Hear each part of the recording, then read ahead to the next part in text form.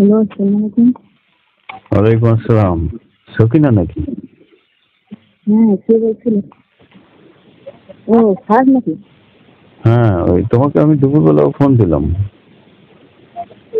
আমি বুঝতে পারিনি। হ্যাঁ, বলেন স্যার। ওই আমাদের বাসায় একটু আসতে হবে তোমাকে। স্যার, কোনো সমস্যা নাকি স্যার?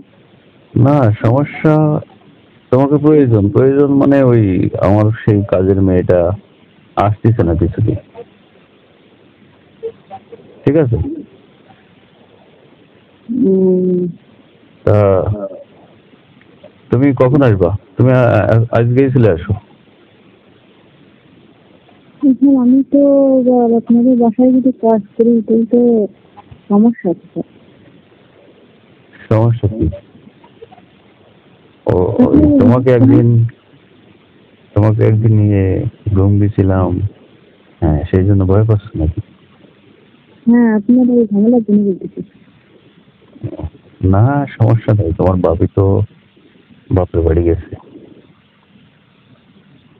ম্যাডাম তো স্যার এগুলো জানতে পারলে আবার ঝামেলা করবে না?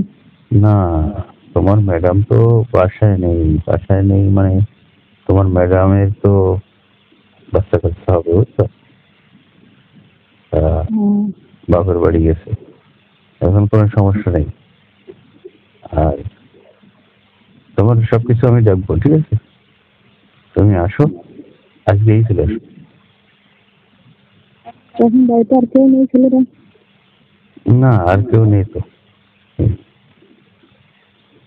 উম, তা তুমি চলে আসো, বুঝছো? তোমাকে প্রয়োজন, খুব প্রয়োজন। আপনার আম্মা ছিল না? আমার আম্মা আছে তো। এই আম্মার একটু দেখাশোনা করবা। আর সমস্যা নেই, রাত্রে তুমি আমার রুমে ঘুমবা, ঠিক আছে? সমস্যা নেই তো? না, আমি চিন্তা করতেছি পরে এটা নিয়ে এখানে বড় কোনো ঝামেলা টামেলা হবে নাকি এটার জন্য। না না না, কেউ টের পাবে না। আমি চাই না আমার জন্য করে সংসার না, ভেঙে যাক। সমস্যা নেই। ওই তোমার ভাবি আসার আরো প্রায় 1 মাসের মতো বাকি, 1-1.5 মাস। ঠিক আছে?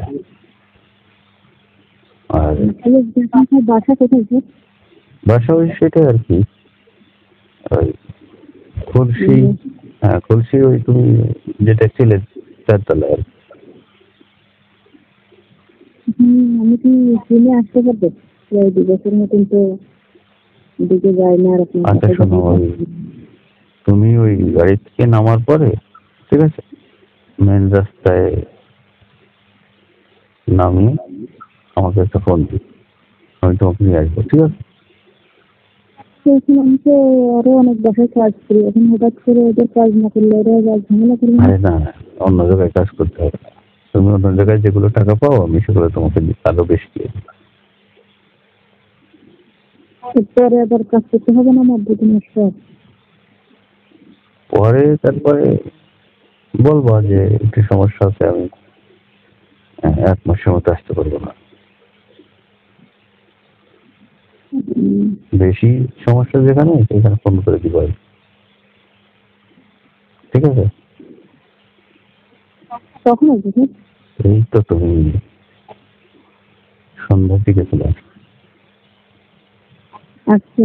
হুম, আজকেই চলে আসো। সন্ধ্যের দিকে আসলে আবার আপনার আম্মা কিছু মনে করবেন? না, মনে করবে না, আমি বলছিলাম তোমার আম্মাকে। আম্মা বুড়ো মানুষ, এগুলো কিছু বোঝে না, বুঝলি? একটু চাটা বানাই দিবা আম্মাকে।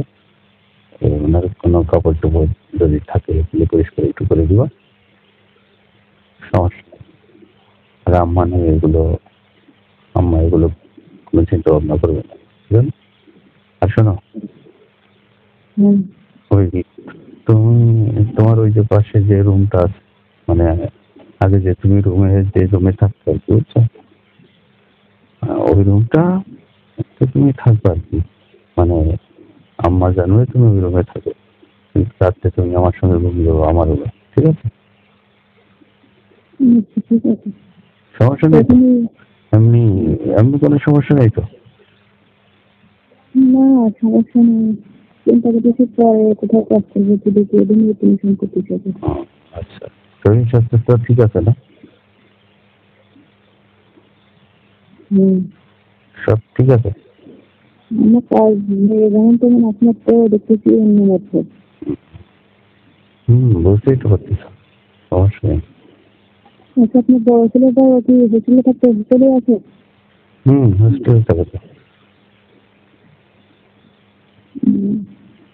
হ্যাঁ, শোনো, হ্যাঁ বলুন। ওই রাতে থাকবে তো কোনো সমস্যা নেই তো? না, কোনো সমস্যা নেই। এমনি শারীরিকভাবে কোনো সমস্যা নেই, তাই তো? না, সমস্যা নেই। আচ্ছা ঠিক আছে, তুমি